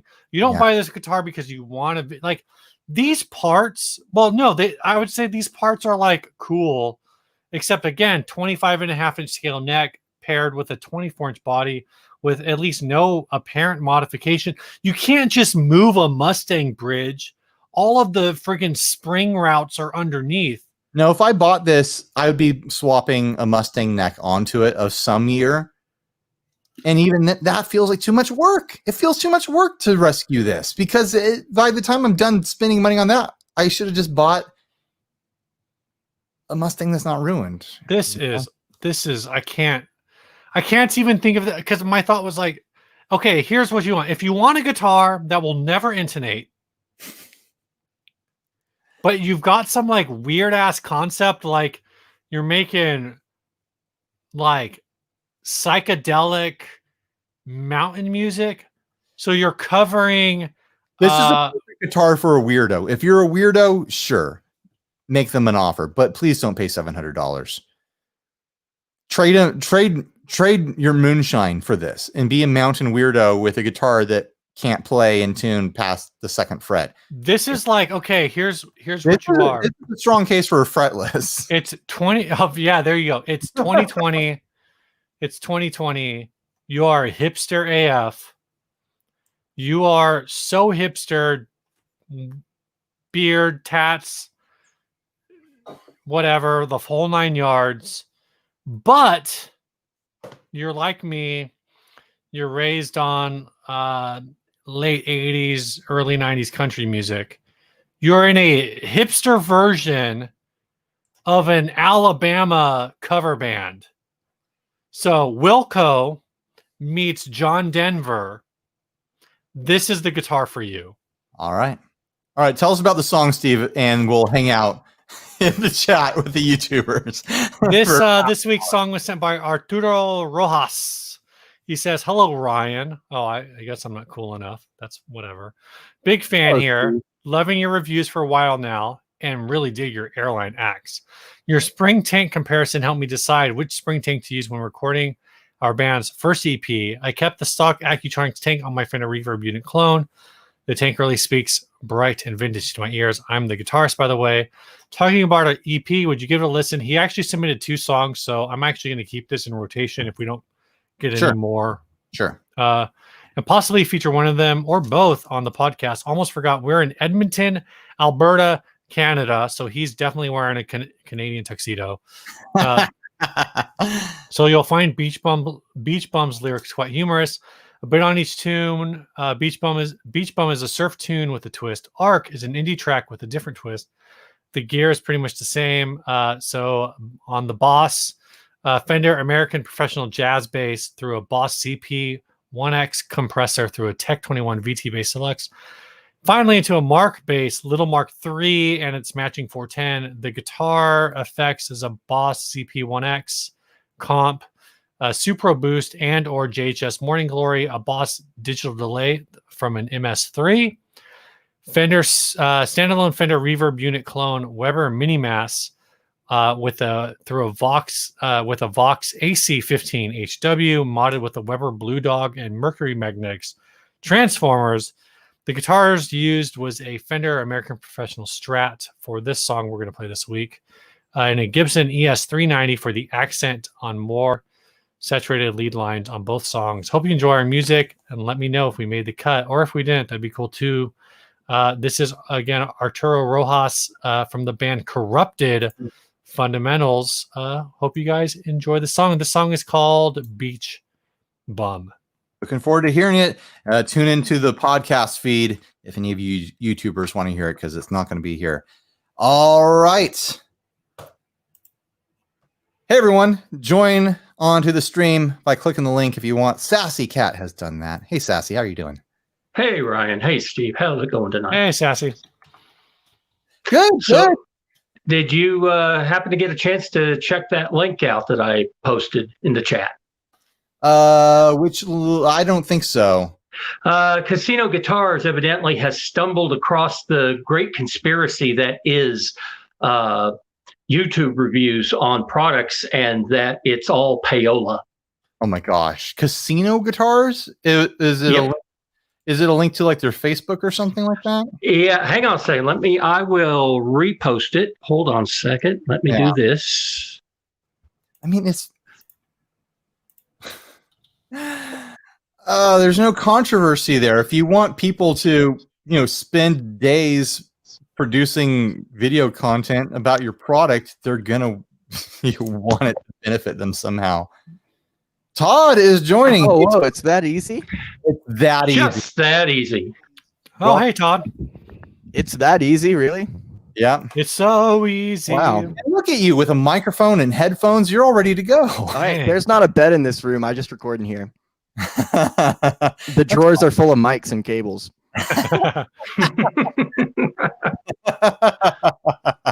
My office. What are you Welcome to drinking? it. What are you drinking tonight, Todd? This is a ginger ale, and this is a Mick Ultra because I ran out of whiskey. Well, there you go. Man, Aaron Abubo is having his birthday today, and he posted a picture of his of some Japanese whiskey he's got. Man, I want that. I want some Japanese whiskey right now. That sounds good. Sassy, you'll have to send me the link to that later, I guess, and I'll check it out. Well, let me. Was it on their Facebook or something? Or Yeah, well, I saw a chat button down here at the bottom of the StreamYard screen, and I pushed it, and then I posted the link there. But I will go back over to YouTube since I'm on the browser now, and there I am. It looks like they do like a PRS sort of thing. Hang on, I will be right back. All right. I want to know this controversy about them discovering that. Oh, Steve, did I tap Steve out? No, I tapped myself out. Bye. Well, I guess you have tap yourself out so you can tap yourself back in. I meant to click the private chat link because that's where the video that Sassy posted and went to private chat. I just messaged you on Facebook. But yeah, the video is called Payola, Paying for Pedal and Gear Reviews.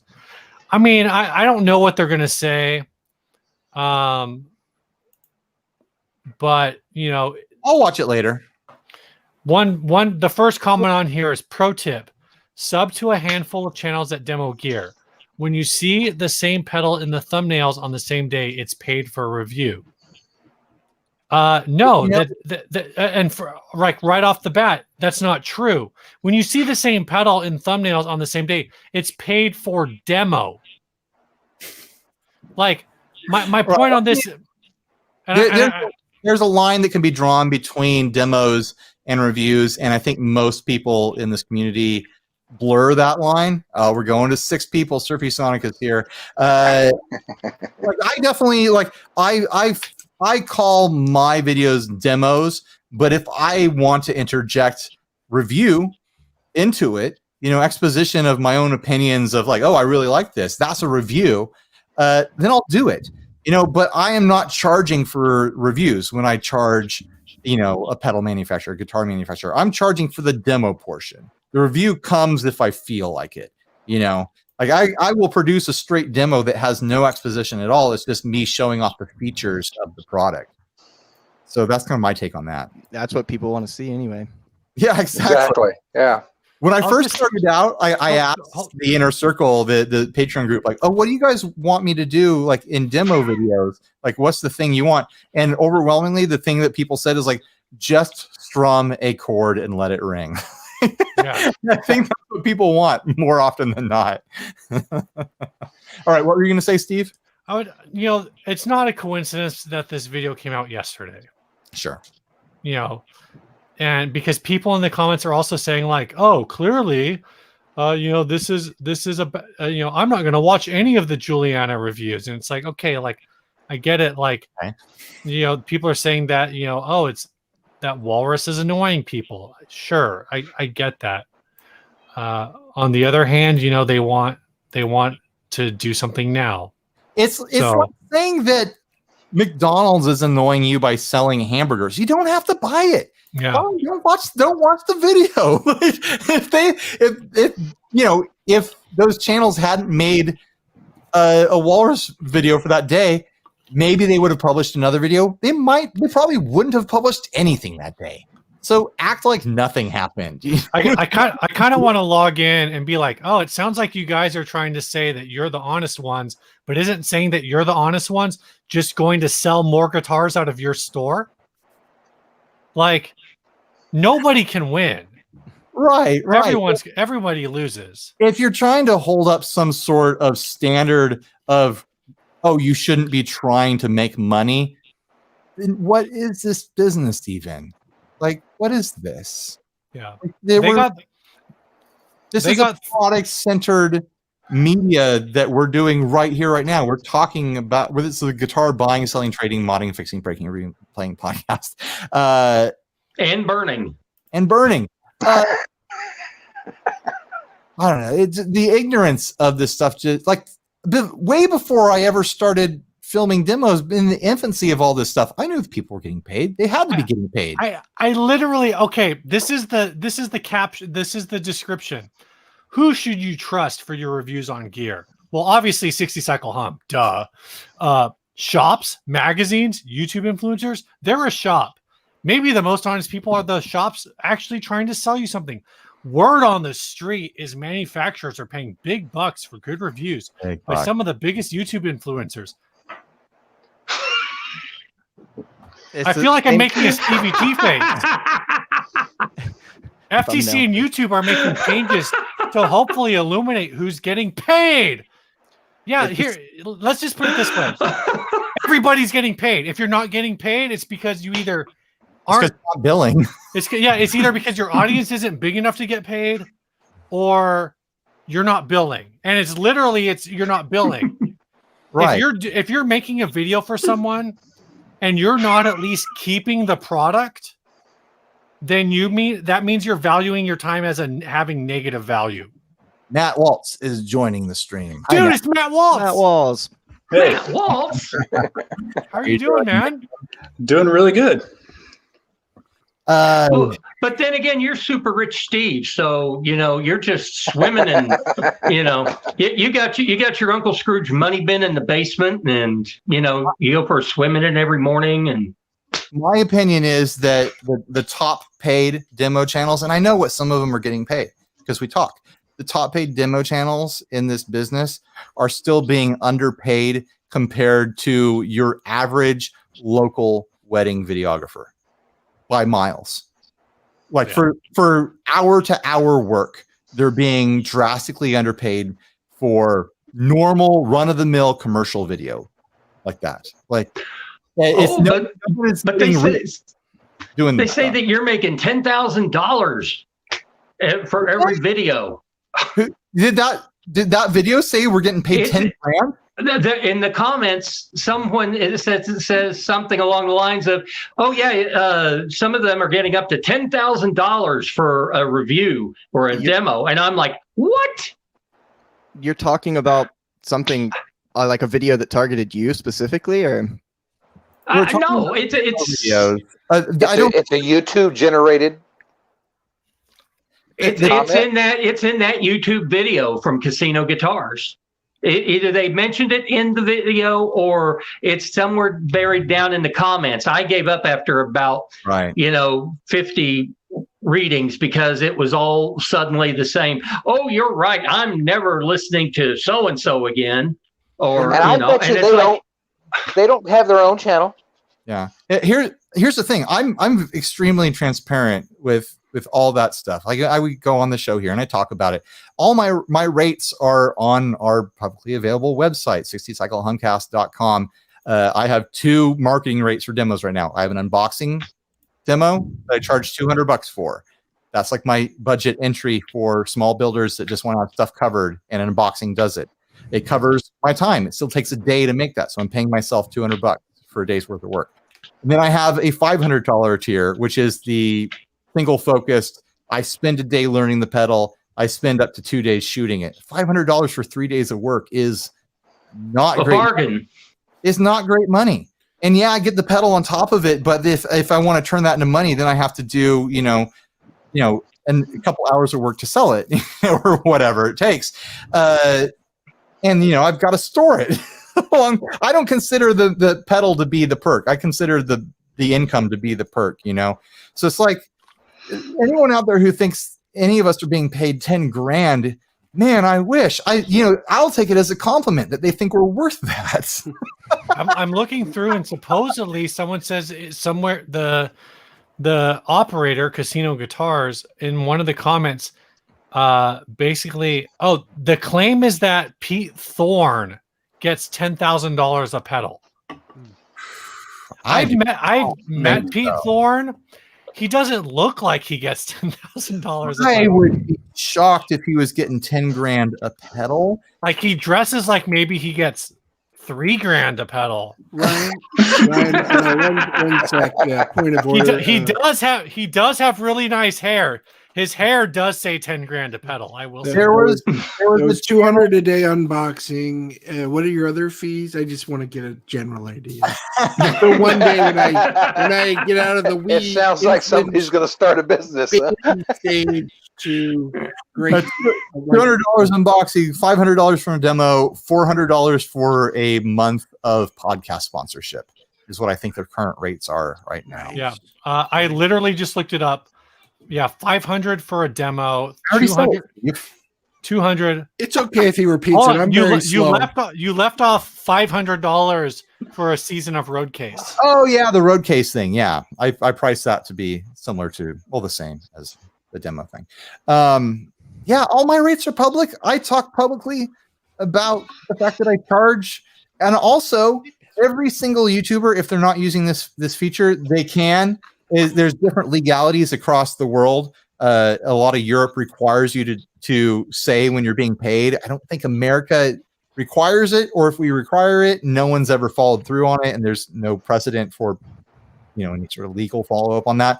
But on YouTube, you go into the advanced settings on your video before you publish it.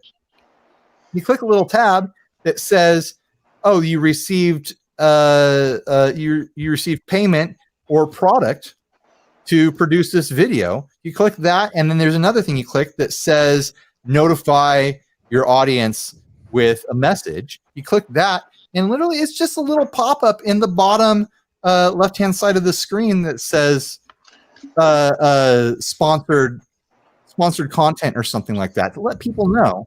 Like, that's the bare minimum you can do, and people will know. There's no reason to hide this stuff.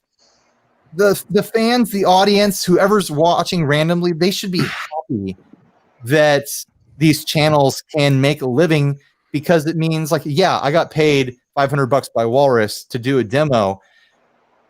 It means that I have some money in my pocket that I can produce the content that people also want to see that I don't get paid for.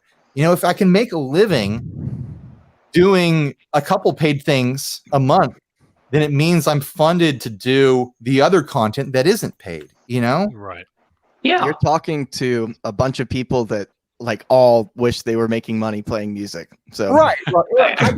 Ryan wishes he was making money playing music too. I'm not playing music. It's just making noise. yeah, if I was getting stuff for free, I'd be stoked to tell the audience about it too. It's I don't understand how people could be upset by stuff like that. But here's the thing, like I was chatting up people in a Circle Jerk subreddit. Which one? This good guitar pedal Circle Jerk, and someone was like, "Oh yeah, if I got a pedal for free, it would be my favorite pedal too." I was like, yeah, that works for like the first couple pedals you get, like the first couple of videos you do on a channel, but eventually you run out of like ability to be like, this is my favorite pedal, this is the best pedal ever, and you have to change gears and be like, oh, I just show off the features. Because you can't, unless you really, really like something, you save it for that moment when you fall in love with something, because otherwise you can't fall in love every single video. Like, it doesn't make any damn sense. Every time you cover a transparent overdrive, like, you can't be like, oh, this is it, the ultimate. Like, no one's Every doing Tuesday I post my favorite pedal ever video.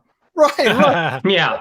It's not sustainable. You eventually you have it, and if you are doing that, then people smell it as fake because it is fake. You have to be real because you run out of excitement because reality hits you.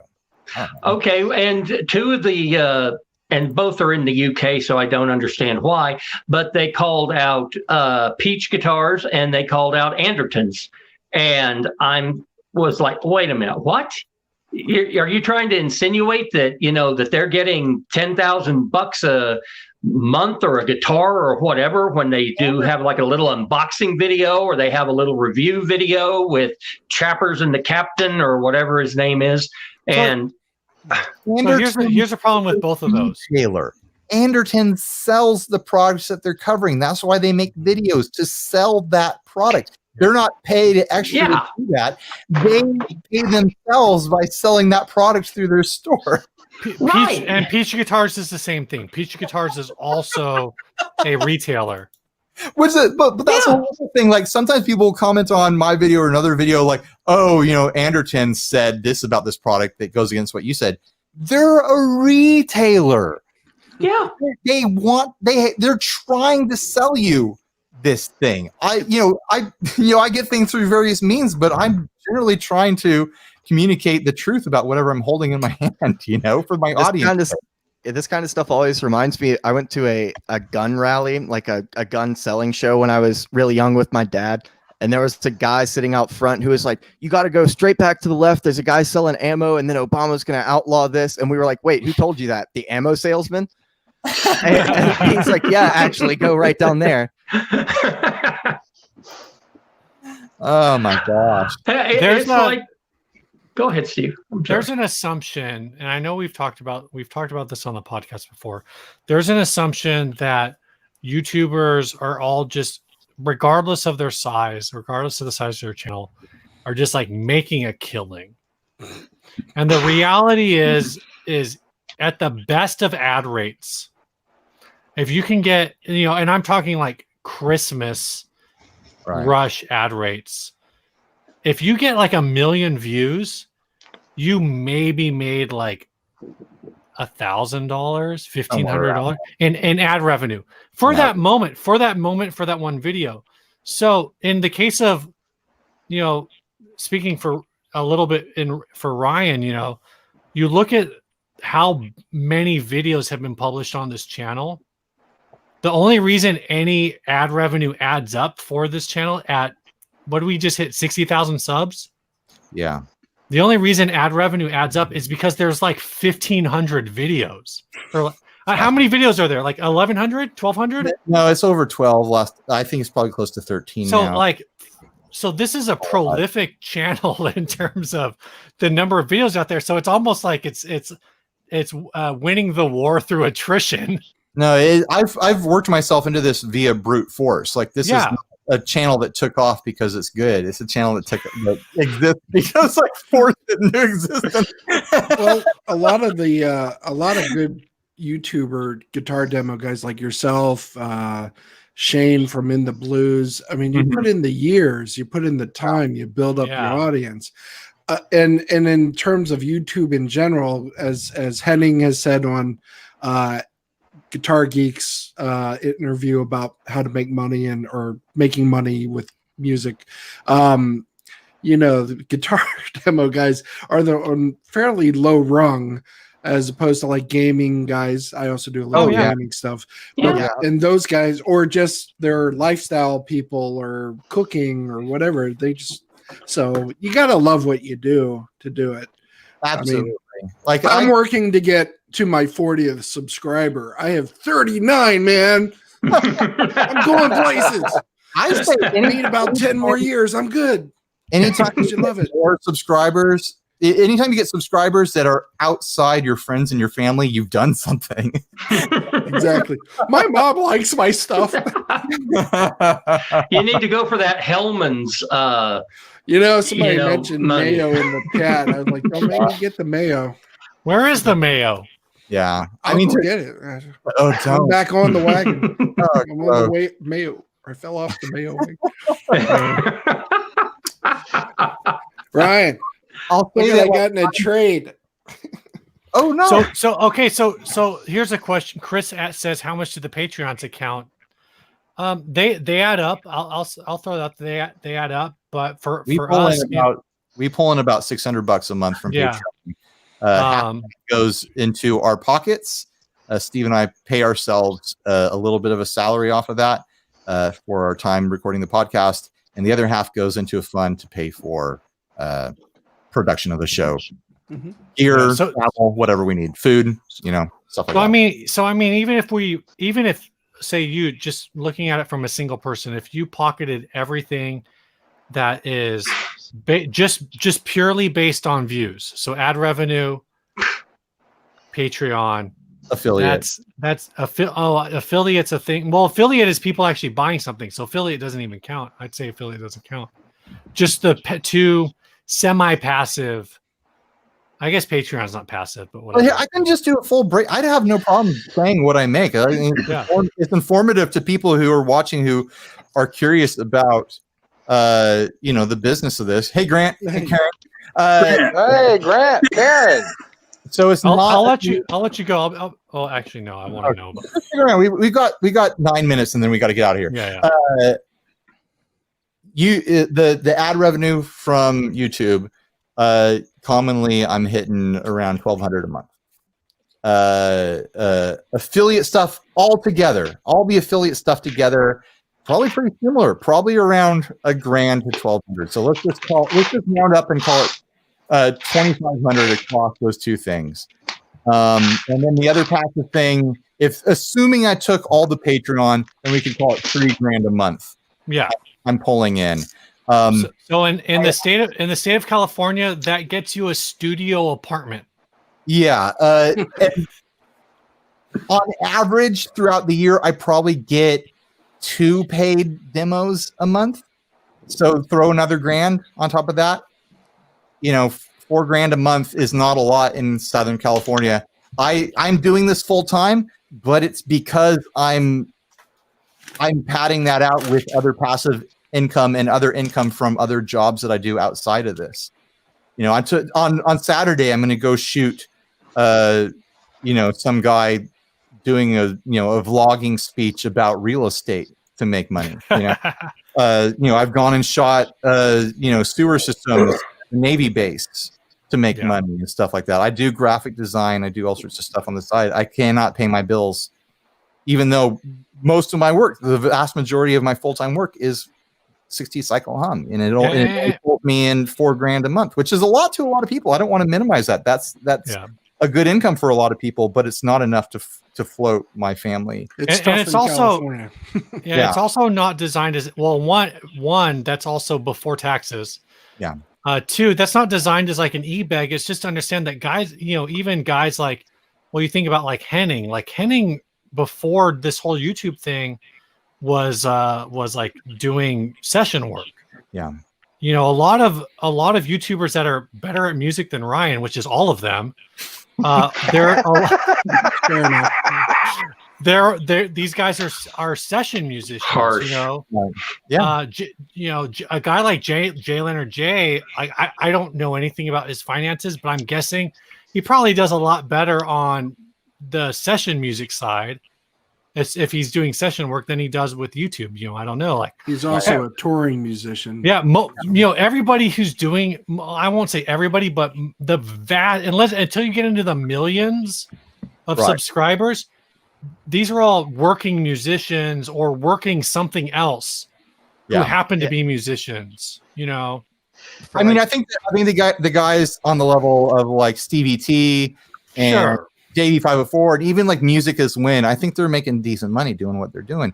Phil Those McKnight, are all guys who have 1 million subs too. Phil McKnight makes a decent, good living doing what he's doing. But there's a lot of facets to that. It's not just one straight thing. It's a lot of t-shirt sales. It's a lot of Patreon. It's a lot of YouTube views.